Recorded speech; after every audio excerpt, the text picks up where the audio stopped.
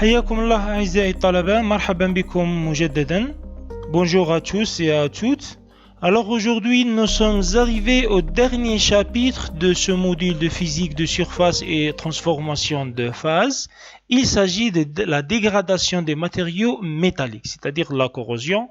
Alors on va voir dans ce chapitre c'est quoi la corrosion, le phénomène de la corrosion, c'est la dégradation des matériaux en général, et on va voir les facteurs de l'environnement de la corrosion et formes courantes de la corrosion, et aussi on va voir les types de corrosion. Il y a plusieurs types de corrosion, et puis on va voir la passivation, comment former une couche de passivation sur un matériau, et puis on va voir les méthodes de contrôle et de prévention de la corrosion, comment protéger le matériau de corroder. Alors on va voir les traitements, comment utiliser les traitements thermiques et les traitements thermochimiques qu'on a déjà étudiés auparavant. Alors, on va voir aussi les inhibiteurs, d'utiliser des inhibiteurs et des pièces de zinc, par exemple, de sacrifice pour protéger le matériau et plusieurs méthodes. Alors, j'ai ajouté aussi la cinétique de la corrosion et la courbe de polarisation et la courbe de Tafel pour déterminer le rang et la courbe de corrosion, la vitesse de corrosion ou bien le taux de corrosion. Donc, comment le calculer dans des environnements différents. Et alors, cette partie, je l'ai ajoutée. Il n'existe pas dans le programme, mais c'est une partie très importante que je l'ai ajoutée à la troisième partie. Alors, le résumé de ce cours se divise en trois parties et je vais vous envoyer à votre boîte email, donc par email après cette séance de résumé, et plus tard on va le publier peut-être dans la chaîne de YouTube. Alors, comme référence de base pour la dégradation des matériaux, pour ce chapitre, nous avons le livre essentiel intitulé Corrosion and Surface Chemistry of Metal. Alors, il est traduit en français par l'éditeur Dieter Landolt. Donc, c'est un livre très très important. Et voici deux autres livres. Comme vous voyez ici, c'est la corrosion, le phénomène de la corrosion. Alors, la dégradation des matériaux, c'est tous les types de la corrosion. C'est la corrosion en général et tous les modes de la corrosion. C'est-à-dire une réaction chimique. C'est quoi la corrosion d'abord? La corrosion, c'est un phénomène de réaction chimique ou bien électrochimique et aussi peut-être mécanique avec une réaction chimique, telle que l'usure par exemple avec la réaction chimique, on influence d'un environnement agressif ici. Donc dans un environnement agressif. Donc c'est ça la définition de phénomène de la corrosion. Donc comme vous voyez ici, un métal en contact avec un environnement, il y a une interaction.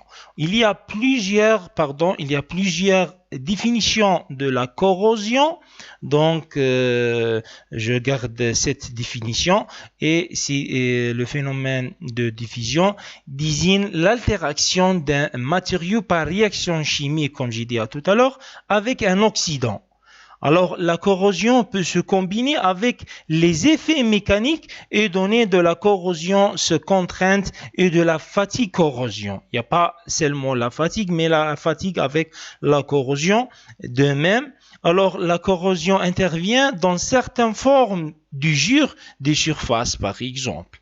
Donc ça, c'est pour la corrosion. Et voyez par exemple le terrestre comme il est corrodé. Par exemple, ici, le tube dans le mer. Ici, des types de corrosion, quand je vais l'expliquer par la suite. Alors, c'est ça, la corrosion désigne l'interaction d'un matériau par réaction chimique avec un oxydant. Alors, par exemple, le dioxyde et le cation, le H+, en majorité. Donc, il faut ici en exclure les effets purement mécaniques. Donc, on ne parle pas de ça. C'est pas les purement mécaniques effets. Donc, cela ne concerne pas, par exemple, la rupture, c'est l'effet de choc, un choc mécanique seulement. Donc, ça, c'est pas de la corrosion, mais on parle, la corrosion peut se combiner avec les effets mécaniques et donner la corrosion sous une contrainte. Donc, de la fatigue de corrosion.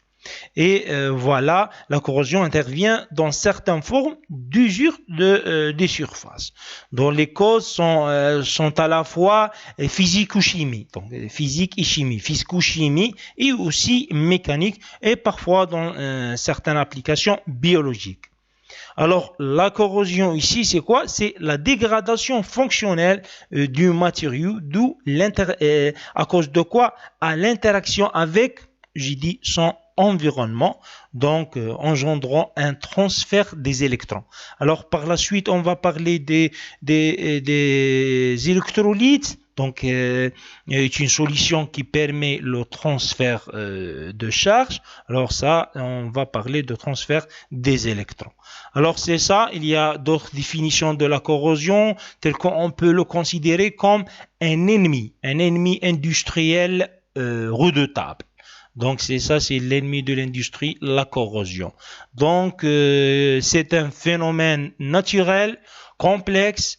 Alors la corrosion a toujours été un problème industriel majeur. Je voudrais mentionner une chose économique et industrielle, c'est que la corrosion a toujours été un problème réel, industriel, même dans les pays développés et modernes. Aux États-Unis, il y a des dégâts, il y a des pertes à cause de la corrosion. Au Japon, en Europe en général aussi, la Chine, tout ça, il y a des dégâts et des pertes. Donc, malgré les avancées scientifiques et technologiques, les progrès technologiques, le développement accumulé au cours de ces dernières années, la corrosion cause toujours un sérieux problème et un grand nombre de dommages de touche nombreux domaines. Alors ça c'est le phénomène de corrosion qui a pris de nos jours une importance considérable, une importance remarquable, une importance on peut dire primordiale.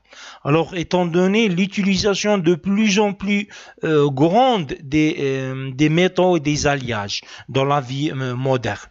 Alors, ce mal industriel peut revêtir des formes variées ayant une simple corrosion uniforme. Alors, par la suite, on va voir les types de corrosion à des aspects plus complexes, rencontrer les environnements, le milieu de la réaction. C'est-à-dire, alors industriel ici, dont on peut dire qu'il est le milieu ou bien l'environnement sévère.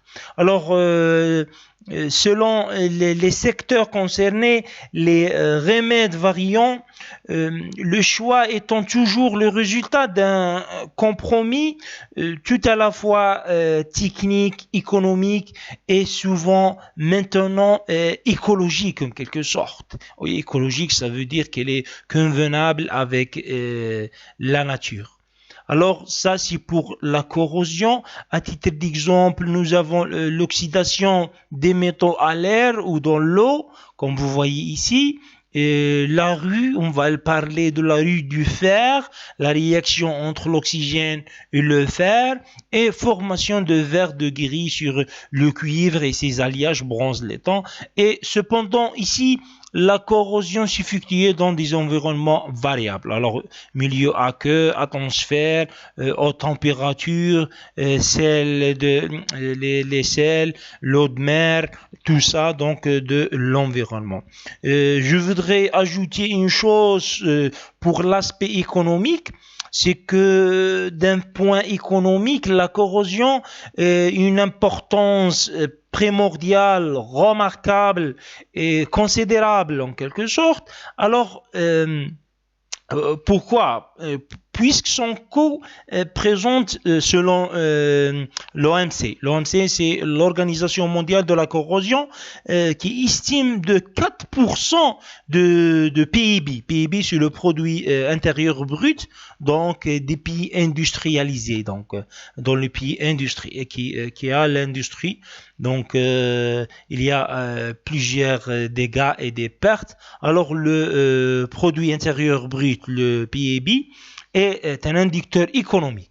Alors, on estime par exemple chaque année un quart de la production des aciers est détruit. Imaginez un quart des aciers est détruit à cause de quoi? À cause de la corrosion. Ce qui correspond environ, selon les statistiques, de 150 millions de tonnes par an. Imaginez, alors on peut le considérer comme 5 tonnes par seconde. Imaginez 5 tonnes par seconde. Ces pertes peut être supérieures qu'il n'y avait pas la protection contre la corrosion. Hein. Nous avons déjà les méthodes de protection contre la corrosion et il y a une perte de 5 tonnes par seconde. Alors, vous imaginez s'il n'y a pas de protection. Alors, il y a ça de l'aspect économique, si vous voulez. Alors, je voudrais juste ajouter une chose, les pertes en dollars qu'il existe. Vous pouvez consulter sur Internet les chiffres et les dégâts, je ne me souviens pas. Alors, avant de parler du fer et de l'oxygène, c'est-à-dire de l'acier, la rue, l'air ou bien de l'eau, alors je voudrais juste mentionner une chose, c'est que cette étude de phénomènes de corrosion, appliquer des phénomènes de la corrosion, c'est un domaine de la science des matériaux. Donc, on étudie dans la science des matériaux qui comporte à la fois des notions de la chimie et de la physique, c'est-à-dire physico-chimie, et aussi mécanique et parfois aussi biologique. Alors, c'est ça, la corrosion, comme j'ai dit, c'est un problème industriel primordial, important. Et le coût à la corrosion qui recouvre l'ensemble des moyens de lutte contre la corrosion. Il y a des budgets si vous voulez, contre la corrosion et pour la lutte de la corrosion. Le remplacement des pièces ou ouvrages corrodés et les conséquences directes et indirectes des accidents dus à la corrosion. Donc, on ne peut pas estimer en dollars ou bien en dinars les dégâts et les pertes de la corrosion indirectement. Donc, on considère seulement d'une façon directe. Il y a d'autres dégâts après ou bien indirects. Alors, j'ai dit qu'il y a une estimation de 3 à 4% de produits bruts mondial. Donc, chaque seconde, il y a des dégâts. Ce sont quelques 5 tonnes d'acier qui sont ainsi transformés en oxyde de fer. Alors, nous nous basons sur le fer. Alors, la dégradation, vous voyez bien la dégradation des matériaux.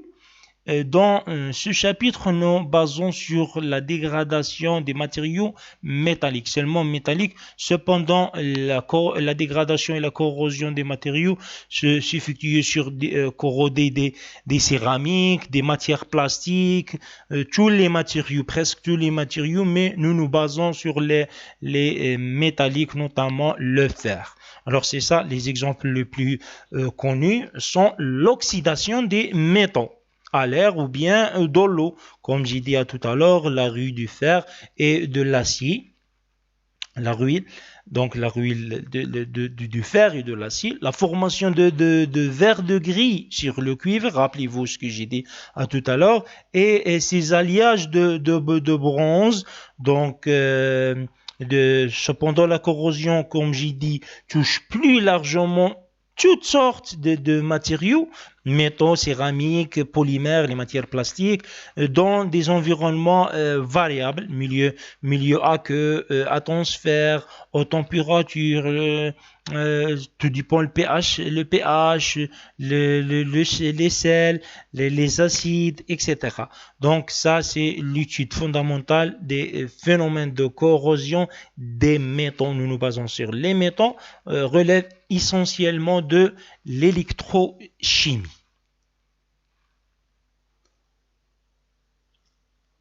Alors maintenant, devient la corrosion.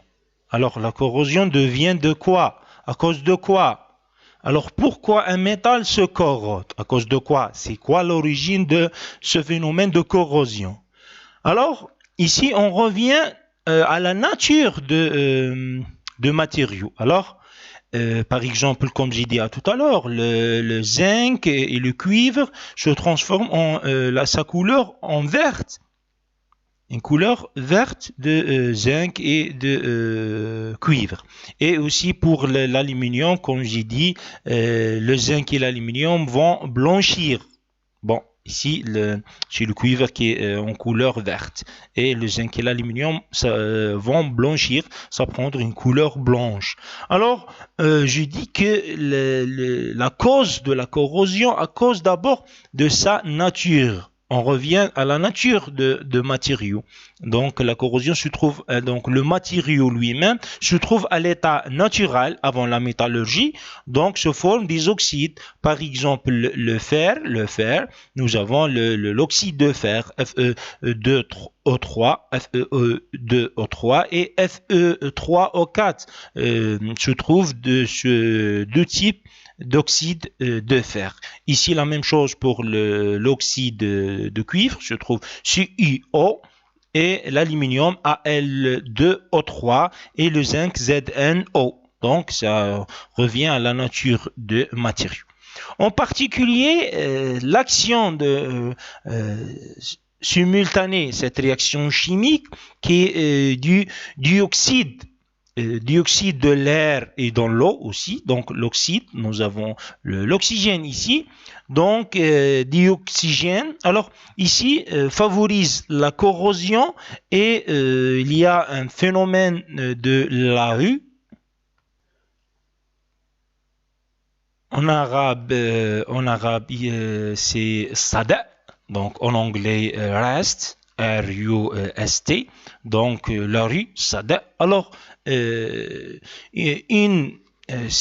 rue, c'est une des types de corrosion, ou bien, pardon, des modes de corrosion le plus courante est la transformation de fer en grue. Donc, elle peut atteindre toute la surface de matériaux ici. Donc, ça peut atteindre toute la surface et peut être localisée sous forme de piqûres, ici, donc c'est des piqûres. On va voir par la suite les types de corrosion. Nous avons type de piqûres uniforme, intergranulaire, etc. Alors, à plus petite échelle, la corrosion intergranulaire, par microscope on peut l'observer, se progresse entre les grains du métal. Donc ça, c'est pour la rue, comme j'ai dit. Alors, c'est le plus courante de former par le fer. Donc, ça, c'est la rue. Exemple, le plus familier de corrosion, c'est rest. En arabe, قلت الصدأ. Alors, on va continuer par un exemple. Par exemple, on va voir dans le TP, travaux pratiques, on va immerser un clou de fer, un clou de fer, et on va remarquer la formation de la corrosion zone de couleur bleue et autres de couleur rose. Donc, il y a une réaction chimique. On va voir la réaction chimique Fe en solide se transfère Fe plus 2 électrons. On va voir tout ça dans le TP, le travaux pratiques plus tard.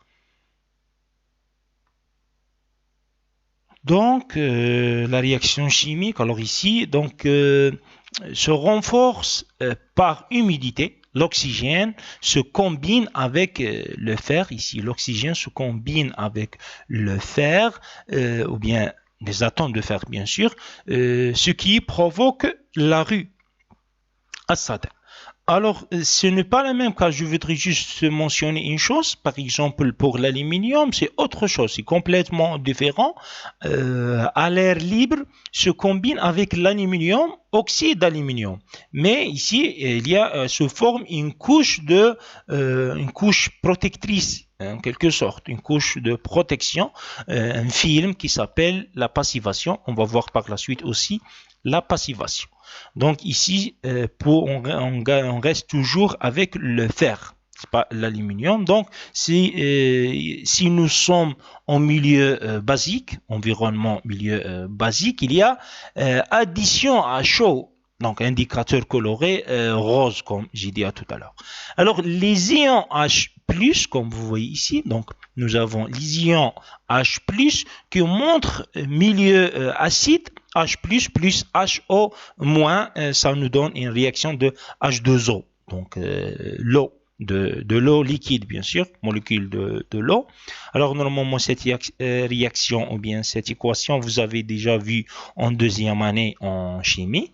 Alors en plus, deuxième réaction, c'est l'oxygène.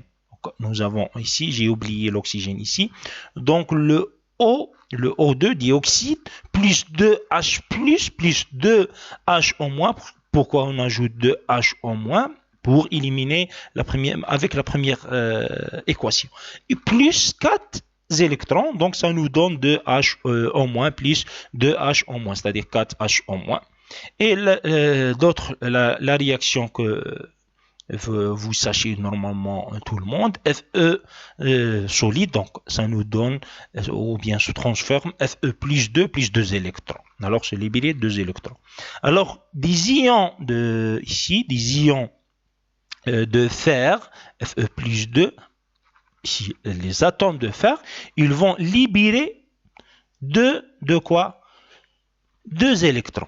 Nous avons dioxygène qui dans l'environnement, dans le milieu, qu'il va se rapprocher du fer, ou bien dans l'expérience des clous de fer.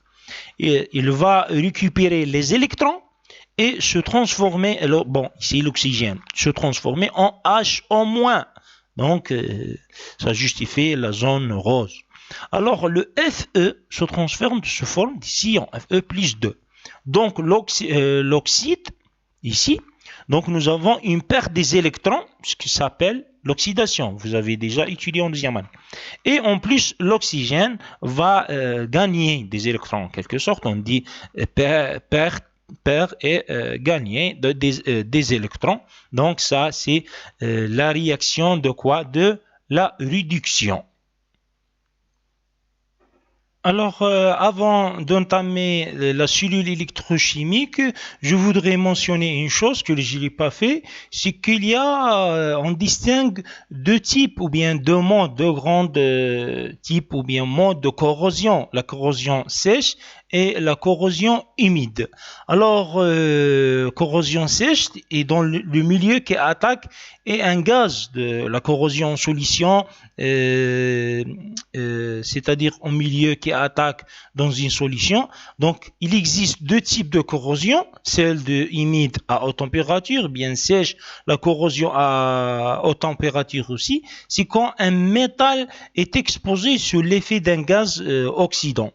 Ce qui soit à base d'oxygène, donc une température qu'en métal, donc qu'on vient d'allonger. Donc le gaz peut être à base de n'importe quel élément qui peut oxyder. Donc dans un matériau où il y a la corrosion peut se manifester en l'absence de l'électrolyte. On va parler de l'électrolyte par la suite, donc liquide. Donc on parle d'une corrosion sèche. Alors elle peut se manifester, mais cette corrosion en général donc sèche est très lente et elle a besoin d'un facteur de plus qui va permettre donc d'accélérer la réaction chimique. On va voir par la suite dans la partie la cinétique où il y a le taux de la corrosion. Donc, ce facteur de plus qui va permettre donc d'accélérer la réaction de la corrosion. Donc, c'est un facteur qui effectivement, mais la condition qui manque, c'est qu'il y a la présence de haute température. Donc, dans ce cas-là, on parle de la corrosion sèche, ou bien en anglais, s'appelle dry corrosion. Donc, pour bien de leur dire, c'est au contraire de la corrosion humide. Un métal est le siège d'une corrosion dans les sols, soit dans les atmosphères, soit par une solution, mais il contient toujours dans l'humidité. Donc, une solution qui soit aqueuse, atmosphère, qui soit donc humide, donc qui ne soit pas sèche. La différence entre les deux types ou bien les deux modes sèche et humide, c'est que la présence d'un électrolyte. La présence d'un électrolyte est à cause de l'humidité pour la corrosion humide. Et pour la corrosion sèche, on n'a pas besoin de présence de l'électrolyte. Donc, l'environnement ou bien l'environnement, donc lequel ici se trouve des matériaux sera dans un gaz qui sera oxydant pour la corrosion sèche. Alors, la condition est la présence d'une température qui soit élevée dans le cas de la corrosion sèche. Voilà donc la différence entre la corrosion sèche et humide. Alors, lors d'une corrosion sèche, un fil est constitué de produits, il vient peut-être des sulfures, vient de carbonate ou bien des allongissures. Donc, il se développe à la surface de ce métal, de matériau. Alors, ici, on peut dire, si on veut passer la présence de l'oxygène ou bien de sulfure, comme j'ai dit, ou bien on va dire gaz, ou bien dioxyde de carbone, etc. Donc, la corrosion, donc, apparition d'une couche de la surface de métal, cette couche sera un oxyde ou bien un sulfure, comme j'ai dit, ou bien carbonate, ou bien un gaz nitrate au-dessus de la surface, par exemple. Alors, c'est au détermine de métal, consommation de métal pour formation de cette couche. Donc, l'épaisseur de métal diminue. L'épaisseur de ce métal va diminuer et ça veut dire que c'est au détermine, ça veut dire qu'il y a une perte au niveau du métal pour former bien sûr la couche qui produit de la corrosion. Alors, je passe maintenant directement à la cellule électrochimique. Alors, c'est très important d'expliquer la cellule. Voici le schéma d'une cellule, ou bien s'appelle aussi pile de corrosion. Alors, lorsque deux parties, ici, comme vous voyez, nous avons deux parties d'une surface métallique possédant un potentiel électrochimique différent. Alors, elle peut se former une cellule électrochimique ou on l'appelle aussi pile de corrosion.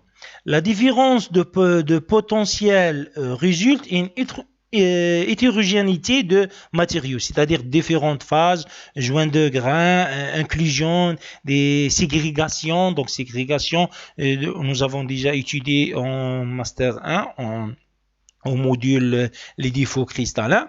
Donc, il y a aussi au bien de l'environnement. L'environnement, ça se peut, on parle de l'aération, le pH, pH de milieu, convection, la température, etc.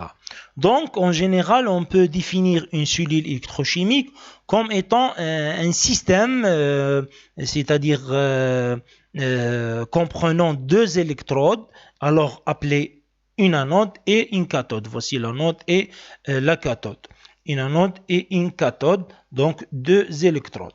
Alors, prolongé dans un électrolyte, ici, donc c'est une solution, donc pour le passage, ou bien c'est un conducteur pour le passage des électrons, donc électrolyte. Et pour prendre un modèle simple, on considère une cellule électrochimique de deux électrodes. Alors, dans le cas général, on va parler de A et B. Alors, j'ai pris cet exemple. Il est très fameux, ces exemples. Vous le trouvez souvent dans la littérature. C'est le cuivre et le zinc. C'est U plus 2, Zn plus 2. Donc, je parle d'un cas général de A et B. Donc, les surfaces sont également selon cette figure ou bien ce schéma. Alors, en l'absence de contact contact électrique, s'il n'y a pas d'électrolyte ici, alors on parle lorsque deux métaux sont isolés électriquement l'un de l'autre, il n'y a pas de contact, les deux électrodes prennent les potentiels de corrosion par rapport à la solution E, ou bien en anglais I corrosion, et E de A, E de B. Donc, on suppose que E de B ici, donc, soit plus négatif que E de A. Voici, vous voyez bien le E, donc série galvanique, donc cathode plus Nobel, et ici plus anodique. Donc, ici, comme vous voyez, on a considéré que, ou bien, on a exactement le E zinc est inférieur à E de cuivre. Donc ici, vous trouvez le cuivre plus 0,52 volts et le zinc de moins 0,76 volts. Alors, pour qu'il y ait de la corrosion, il faut qu'il y ait un courant qui circuit dans le circuit extérieur de la cathode vers l'anode, de cathode vers l'anode. Alors, dans notre cas, je parle de cas général B et A, c'est-à-dire au lieu de dire zinc et cuivre. Donc, notre cas B constitué qu'il y a un courant, si on considère, donc constitué que B, c'est l'anode de la pile, car B possède une charge négative. Alors, gardez cette information dans vos têtes, qu'il y a une charge négative plus élevée que celle de A. Et A constituait la partie cathode, la pile. Donc, dès qu'un contact est établi entre les deux électrodes, un courant I, il y a un courant I, appelé courant externe, passe lui de pôle positif A au pôle négatif B. Donc de positif vers négatif. Et les électrons circulent dans le sens opposé, donc de négatif vers positif. Alors, c'est-à-dire ils vont emprunter le circuit extérieur de B vers A. Alors, c'est ça. Donc, le potentiel de A va devenir plus négatif, tandis que le potentiel B deviendra moins négatif. Il est en résultat de la cation.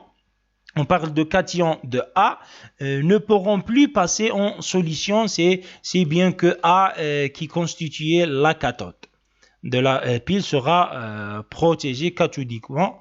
Donc, de même que le courant anodique proportionnel à la vitesse de corrosion augmente sur l'électrode B, simultanément, donc il diminue sur l'électrode A. Alors, en revanche, le courant cathodique diminuait sur l'électrode B et augmentait sur l'électrode. Alors, je parle d'un cas général. Dans les piles, la corrosion, le courant anodique de l'électrode A s'avère souvent négligeable, tout comme le courant cathodique de l'électrode B. Et les surfaces anodiques et cathodiques ne sont pas toujours égales dans le cas général. Alors, si les courants partiels anodiques et cathodiques sont toujours équivalents en intensité, la densité diffère en fonction du rapport de surface concernant les électrodes et les électrolytes. je voudrais mentionner une chose importante, c'est que il faut pas la confusion, faire la confusion apparaît souvent dans l'utilisation des termes anode et cathode. Alors cette erreur, souvent les étudiants tombent dans cette erreur. Il faut pas confondre entre l'anode et le cathode.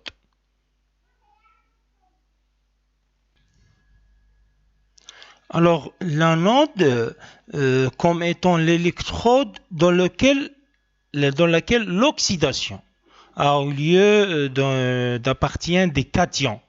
Donc, anode, oxydation, cation. Gardez ce mot dans vos têtes. Alors, dans la solution encore à partir de laquelle sont libérés les électrons, alors elle se change donc négativement et on lui attribue le signe négatif, c'est moins. Donc ça c'est le métal, c'est comme le fer, comme on a vu auparavant. Pardon, ça marche pas. Alors, pardon. Donc c'est comme le fer Fe se transforme en Fe plus 2 électrons. Donc c'est ça, en général, le métal M se transforme en M plus N électrons, c'est-à-dire dans le cas général, comme le fer, comme le nickel, comme le chrome, etc. Par contre, la cathode, gardez dans vos têtes, cathode anion, d'accord, arrivent les électrons. Alors, cathode, c'est l'électrode d'où partent les anions, ou encore la partie où arrivent les électrons libres par l'anode. Par l'anode, ça vient les électrons de l'anode. Alors, on lui attribue le signe positif, anode positive. Alors, généralement aussi, la cathode ne s'oxyde pas. Alors, ne se corrode pas. Alors, différents types de réactions chimiques cathodiques peuvent exister dans la corrosion métallique, donc telles que l'hydrogène, donc H plus électron, ça nous donne H point. D'accord? Donc, sinon, le H moins 2 plus 2 électrons, ça nous donne H2, l'hydrogène en gaz, sous forme de gaz. Et l'électrolyte que j'ai déjà parlé de ça, donc c'est le nom donné à une solution dans laquelle se prolongeait l'anode et la cathode. Alors l'électrolyte est un conducteur électrique, d'électricité, et aussi on parle maintenant de transfert des électrons. Alors les éléments métalliques a une tendance de perdre ces électrons. Donc, perte des électrons de valence pour revenir à son état naturel, donc oxyde, où il diminuait son énergie libre, l'énergie de gaz, l'énergie libre, delta G, et la réaction de corrosion se produit quand ces électrons sont consommés par un accepteur. Donc le processus de transfert des électrons est l'essence de la réaction de corrosion. Donc c'est ça, il diminue son énergie libre delta G. Et le potentiel des électrons E, donc le potentiel d'électrode E, ou bien I en anglais, est une mesure de la tendance thermodynamique de métal à subir une réaction de corrosion sans certaines conditions.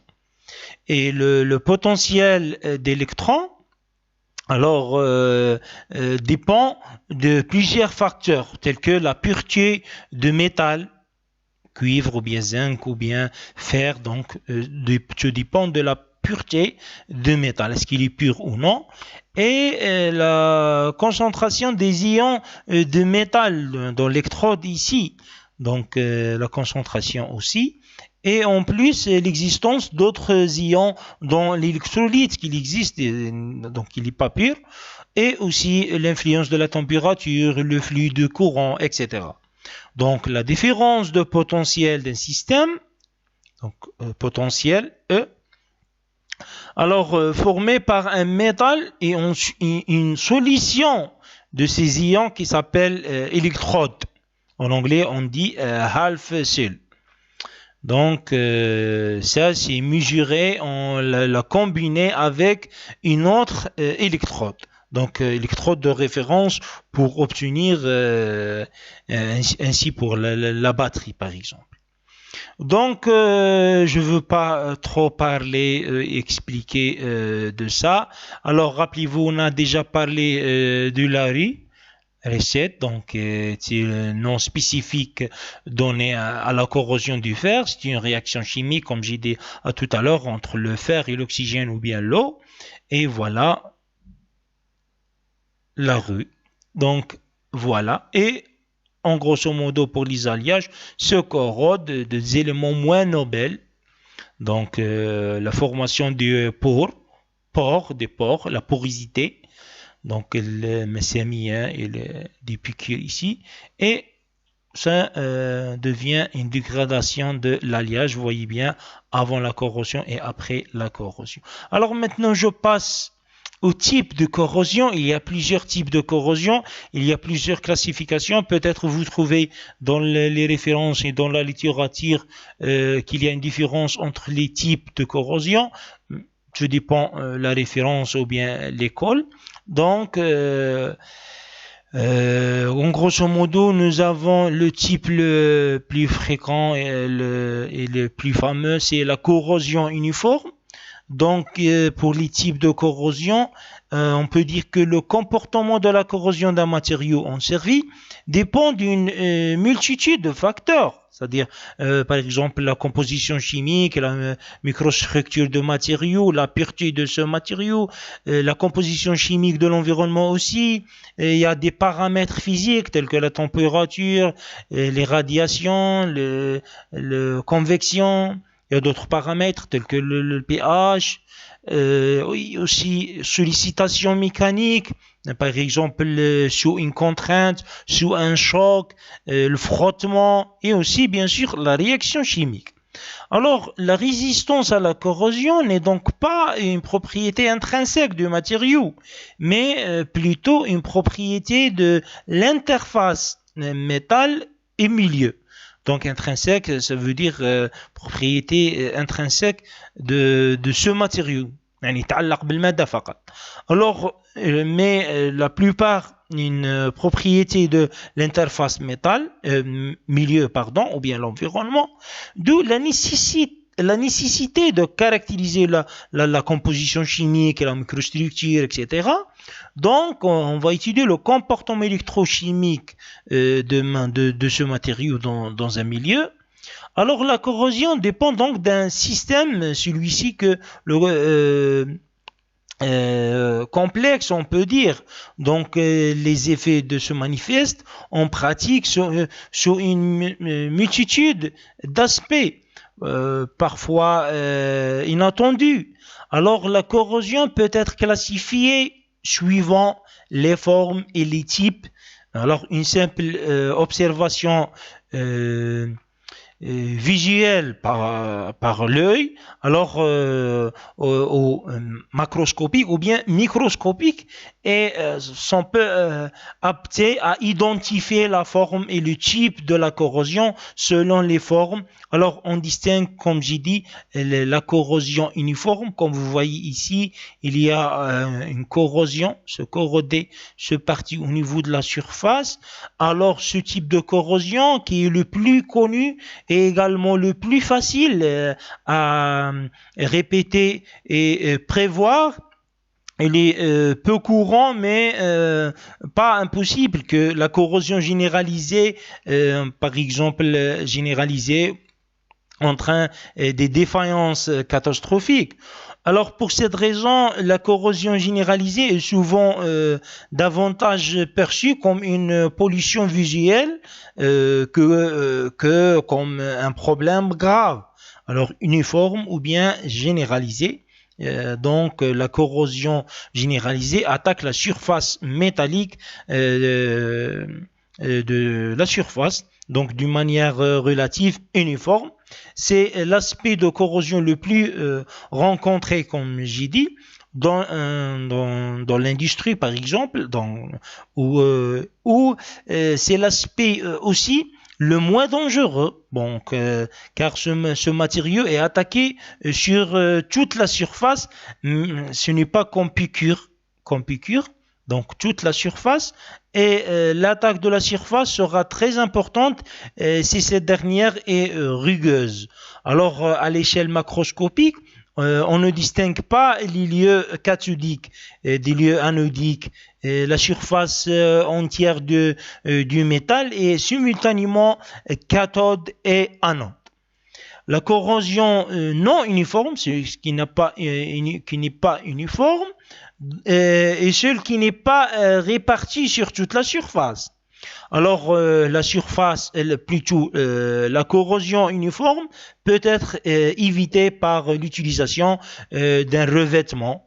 Donc, pour protéger ou bien contre, pour la lutte de ce type de corrosion uniforme, on peut utiliser des revêtements, des traitements thermiques et thermochimiques, et pour aussi l'addition d'un inhibiteur peut-être, et encore par l'application de la protection cathodique, comme on va voir par la suite, on utilise des plaques de zinc, par exemple dans les bateaux.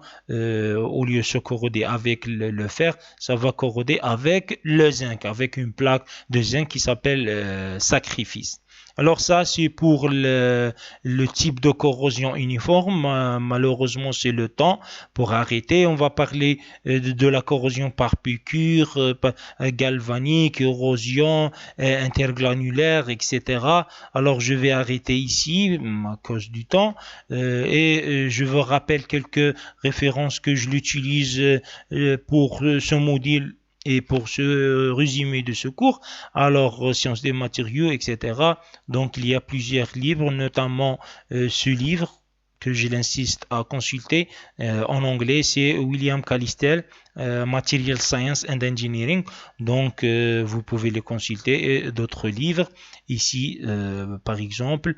Je vous remercie pour votre attention. Si vous avez des questions, des remarques, vous pouvez me contacter par email.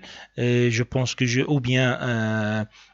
vais lancer ce résumé de cours au futur prochain, Inch'Allah, sur la chaîne YouTube. Vous pouvez me contacter par les réseaux sociaux ou bien par email notamment. Et au revoir, à la prochaine fois et merci.